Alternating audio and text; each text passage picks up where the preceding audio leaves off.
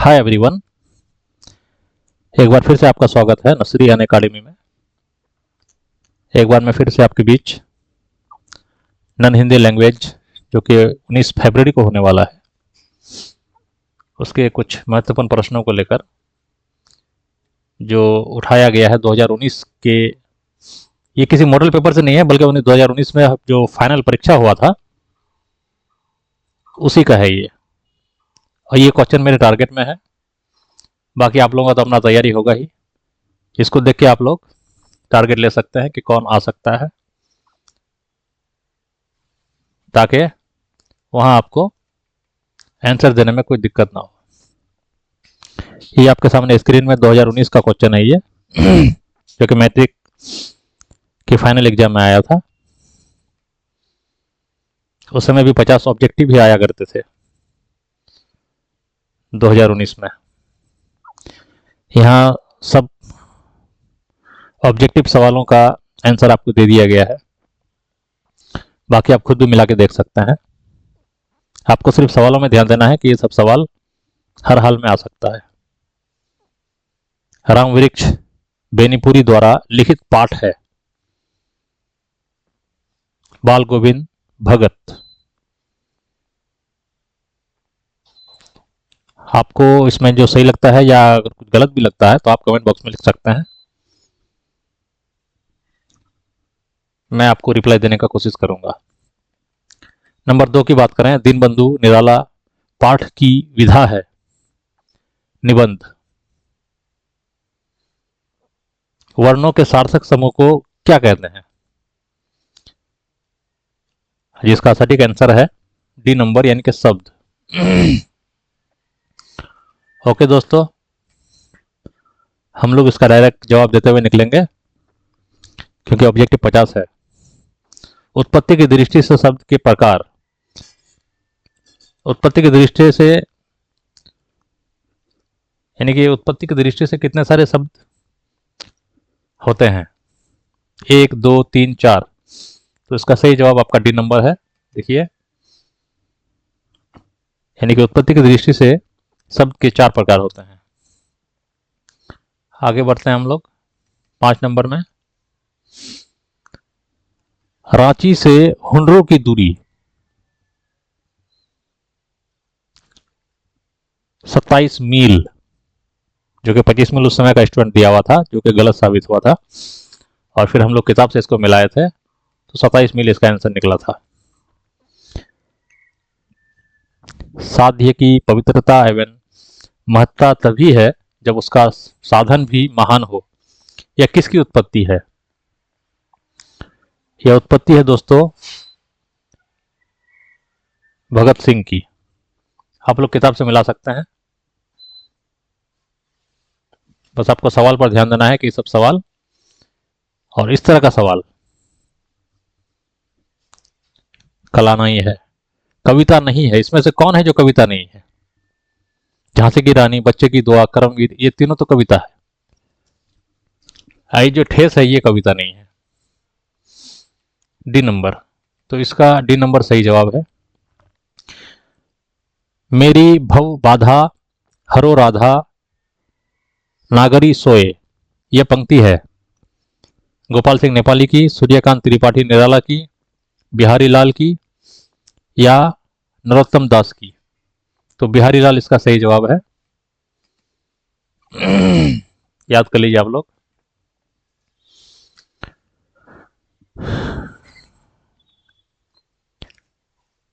मिथिलांचल की लोक संस्कृति का प्रभावी वर्णन। ठेस, बाल गोविंद भगत, विक्रमशिला, इनमें से किसी में नहीं। तो इसका जवाब इनमें से किसी में नहीं होगा, यानी कि डी नंबर। घाव पर नमक छिड़कना मुहावरे का अर्थ है किसी के दुख में दुखी होना, चोट पर नमक डालना, दुखी को और अधिक दुख देना, या इनमें से कोई नहीं। तो इसका सही जवाब होगा, ये सिंपल है, आप लोग को पता ही होगा, यानी कि घाव में नमक छिड़कना मतलब दुख के घड़ी में और दुख को देना। 11 नंबर, लाल पीला होना मुहावरे का सही अर्थ है। लाल पीला होना, मजबूर होना, क्रोध होना, लाल पीले रंग में रंग जाना या मजाक करना। तो लाल पीला होना का जो सही अर्थ है वो है क्रोध होना, यानी गुस्सा होना। आदमी जब गुस्सा हो जाता है तभी कहा जाता है कि यह लाल पीला हो गया है गुस्से से। ईर्ष्या, तू ना गई मेरे मन से, पाठ के लेखक हैं रामधारी सिंह दिनकर, आप लोगों ने किताब में पढ़ा ही होगा। गोपाल सिंह नेपाली, वंशीधर श्रीवास्तव, भैरव बनारसी। इसका सही जवाब रामधारी सिंह दिनकर है।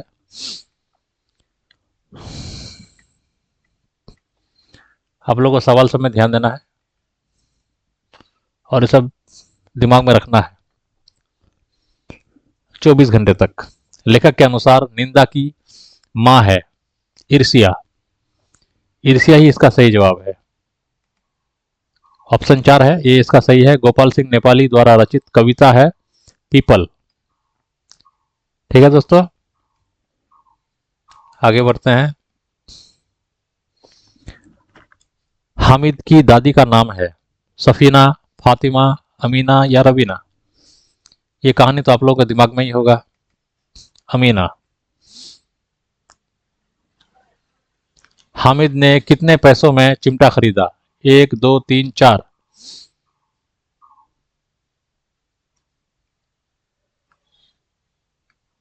इसके जवाब में थोड़ा कन्फ्यूजन है, लेकिन यहाँ शायद 3 होगा, 3 पैसे में। बाकी आप लोग देख लीजिएगा और कमेंट में इसका सही जवाब लिख सकते हैं। अगर ये गलत हो तो सही वर्तनी है श्रृंगार, श्रृंगार। चारों श्रृंगार है मगर स्पेलिंग में फर्क है। तो यहाँ का व्याकरण के हिसाब से ये नंबर इसका सही जवाब है, यही है श्रृंगार। गलत वर्तनी कौन है? अभिलाषा, रोशन, राकेश, रोशन। तो गलत वर्तनी मेरे ख्याल से बी नंबर है,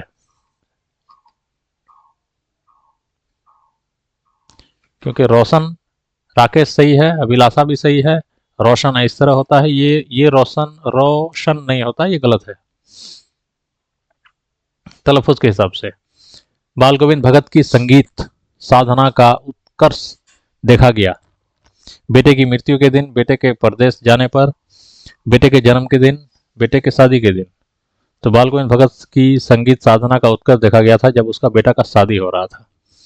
उसी दिन वो अपने कला को पेश किया था। ओके, सवाल नंबर 20 को देख लेते हैं। बाल गोविंद भगत की पतोहू थी कर्कशा, रोगग्रस्त, सुशील या झगड़ालू। ये कहानी में तो आप लोगों ने पढ़ा होगा, यहाँ कंफर्म तो हम है नहीं, मगर सी नंबर को हम कर सकते हैं। बाकी आप लोग किताब से देख के, आप लोगों को तो सही जवाब अगर पता है तो कमेंट बॉक्स में लिखिए। ईर्ष्या का संबंध होता है प्रेम से, हर्ष से, प्रगति से या प्रतिद्वंदी से। ईर्ष्या का मतलब होता है जलस, यानी कि जलन। वो तो प्रेम से होगा नहीं, हर्ष से भी नहीं होगा, प्रगति से भी नहीं होगा, प्रतिद्वंदी से होगा। यानी आदमी जिससे ज़्यादा कंपटीशन करता है उसी से जलता है ताकि वो हमसे आगे ना निकल जाए। तो ये डी नंबर सही जवाब है, प्रतिद्वंदिता, जिसको अंग्रेजी में कहते हैं कंपैरेटिव।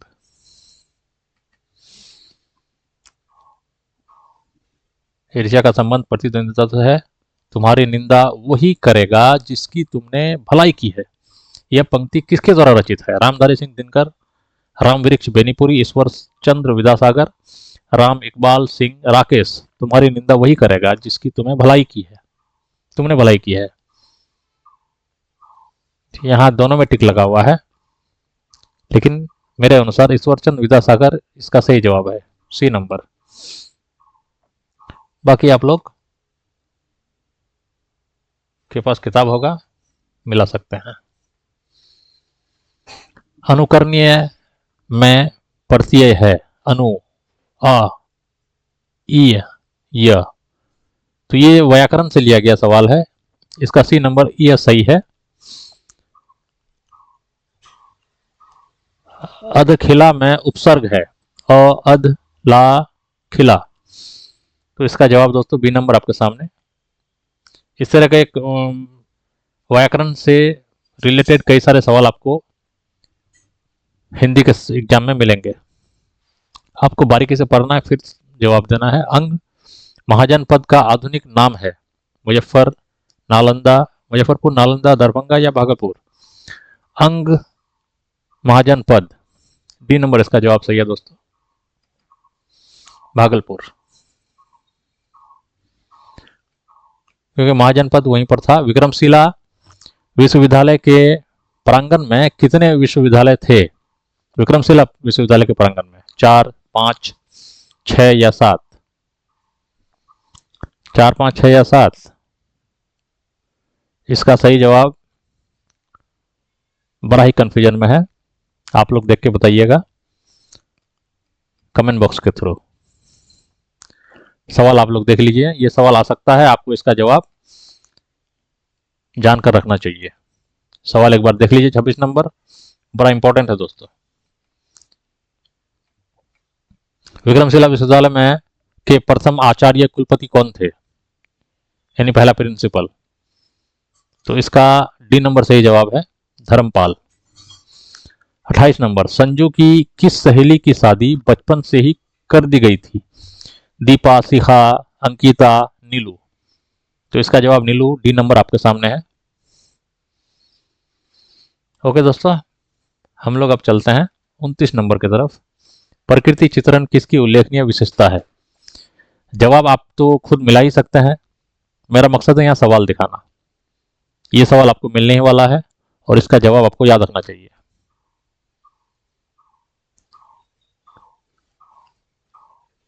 क्योंकि अगर ये वीडियो आप लोग बाद में देख रहे होंगे एग्जाम के बाद, और इसमें से कोई सवाल अगर आया होगा तो आपको उस समय थोड़ा अफसोस होगा। तो सवाल दिखाना मेरा मकसद था। 2019 में आया हुआ सवाल, प्रकृति चित्रण किसकी उल्लेखनीय विशेषता है? भक्तिकाल, आदिकाल, छायावाद, रीतिकाल। तो छायावाद इसका सही जवाब होगा प्रकृति चित्रण में।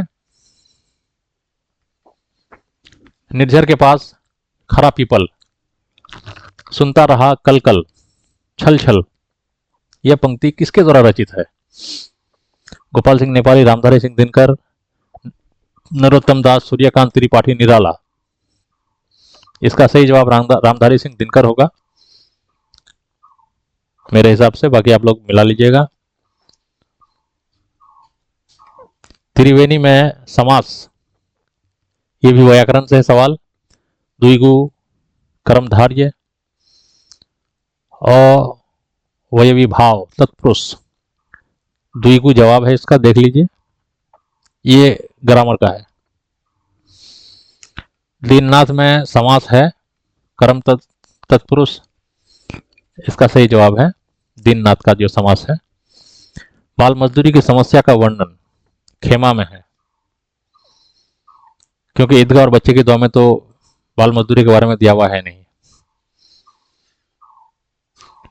ओके, तो खेमा इसका सही जवाब है। मुक्ताकाशी होटल का मालिक है जगारा, कसारा, मंटू, दीपक। तो इसका सही जवाब जगारा होगा।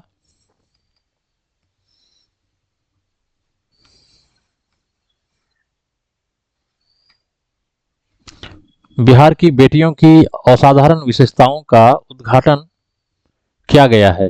करमवीर में, विक्रमशिला में, खेमा में, हौसले की उड़ान में। बिहार की बेटियों का असाधारण विशेषता, तो इसका जवाब हौसले की उड़ान में होगा दोस्तों, डी नंबर। गुड़िया का घर किस जिले में है? रोहतास। रोहतास जिले में गुड़िया का घर है। यह आप लोगों की किताब से है। सज्जन में संधि होती है, दीर्घ स्वर, गुण स्वर, व्यंजन, विसर्ग, ये सब व्याकरण से है। दीर्घ स्वर इसका सही जवाब। वीर और वीर प्लस उचित की संधि, वीर और उचित, वीर उचित, वीरोचित, वीरोचित या वीरुचित। तो सही जवाब आप लोग नोट रखिए वीरोचित, और इसको याद रखिए। कदम बड़ी होकर बनना चाहती है, संधि विच्छेद अक्सर स्टूडेंट को उलझा देता है। ये जो 38 नंबर है ये संधि विच्छेद से है, ये अक्सर स्टूडेंट को उलझा देता है, आप लोग को याद रखना है। संधि विच्छेद को बड़ा इंपॉर्टेंट होता है कि समझना, बिल्कुल मैथ की तरह। 39 नंबर की बात करें, कदम बड़ी होकर बनना चाहती है, अध्यापिका, डॉक्टर, वकील या इंजीनियर। तो आप लोगों ने किताब में पढ़ा ही होगा, कदम बड़ी होकर डॉक्टर बनना चाहती है, तो बी नंबर इसका सही जवाब है दोस्तों।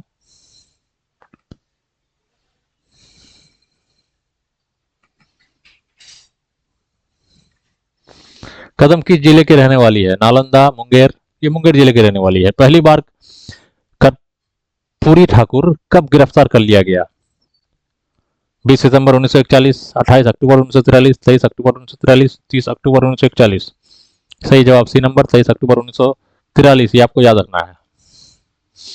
स्वतंत्रता प्राप्ति के बाद पहला आम चुनाव खाली जगह ईस्वी में हुआ? 1951, 1952, 1953, 1954। 1952 इसका सही जवाब है।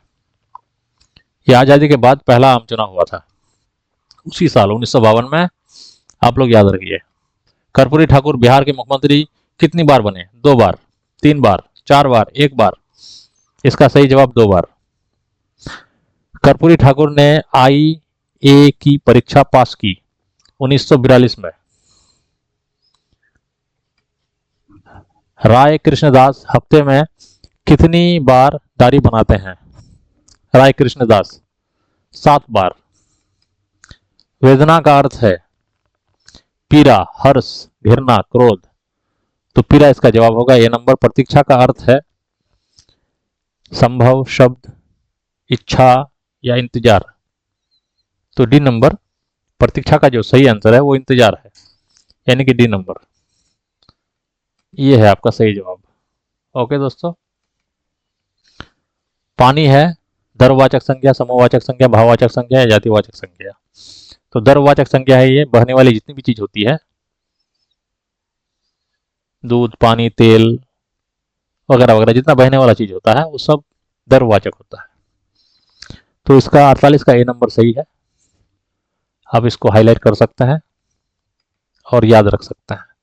49 नंबर की बात करें तो संज्ञा शब्द है नीच, आलसी, वीरता।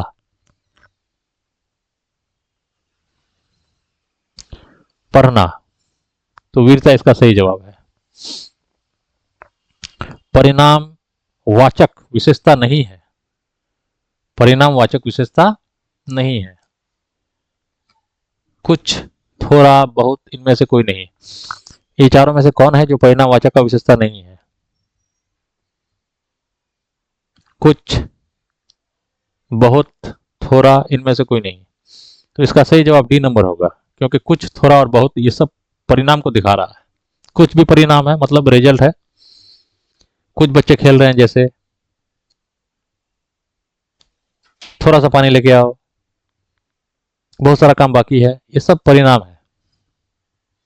इनमें से कोई नहीं इसका सही जवाब है, 50 का डी नंबर। तो ये 50 ऑब्जेक्टिव, उस टाइम में क्या था कि 50 ऑब्जेक्टिव आता था, 50 को देना पड़ता था। अभी 100 आता है, 50 देना पड़ता है।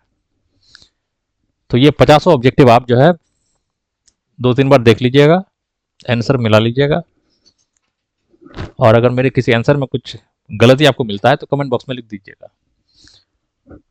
और खंड ब में अगर देखिएगा आप, तो इसमें आपको कई सारे गद्यांश मिलेंगे, जिसमें वहीं आपको पढ़ना है और उसका सवाल भी वहीं रहेगा, आपको वहीं से आपको जवाब देना है। ये सब वही चीज है, गद्यांश। गद्यांश में आप लोग को असुविधा नहीं होना चाहिए। उसके बाद जैसे उर्दू में हम लोग लिखे थे मौसम गर्मा के बारे में, उस तरह हिंदी में भी आता है, जो आपको लिखना है निबंध के रूप में।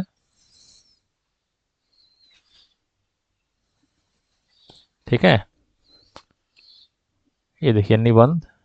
निबंध आपको उस तरह लिखना है जैसे आप उर्दू में लिखते थे। छात्र और अनुशासन, ये सब में से किसी एक का निबंध लिखना पड़ता है। और किताब से लिया गया कुछ सवाल जो है वो मैं आपको दिखा देता हूँ, जो 2019 में आया था। इसके बाद हम लोग वीडियो समाप्त करेंगे। और इसमें भी खत आने वाला है, वो भी आपको देख लेना है। यहाँ जो सवाल आया था उस टाइम में, मित्र के पास एक खत लिखना था जिसमें परीक्षा की तैयारी का वर्णन करना था। तो मित्र के पास खत कैसे लिखा जाता है आपको पता ही होगा। और उसके साथ एक और सवाल है, भ्रष्टाचार विषय पर केंद्रित 2 मित्रों में संवाद लिखिए। तो ये तो आप लोगों के लिए मुश्किल हो सकता है, लेकिन मित्र को पत्र लिखना ही आसान है। मेरे प्रिय मित्र, उसका नाम लिखिएगा। यहां से आप शुरू कर सकते हैं।